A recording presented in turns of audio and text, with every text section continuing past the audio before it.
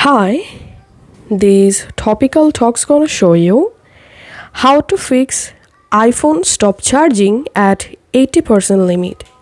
Follow these easy steps to easily disable or fix this problem. So if you're using iPhone 11, 12 or 13, then go to your iPhone settings app and here scroll down and tap on battery. Tap on battery, health and charging. And here if your optimized battery charging is enabled, you have to disable this option. So just turn off this option and it will reduce battery gaining. iPhone learns from your daily charging routines, so it can wait to finish charging past 80% until you need to use it. So all you have to need, just disable optimized battery charging.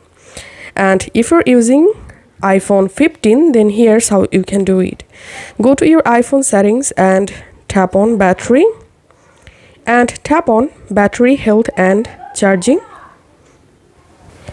And here you have to select none.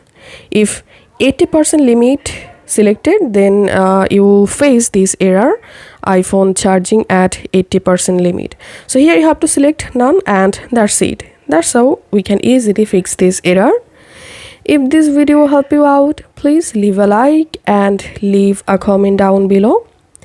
Thank you for watching.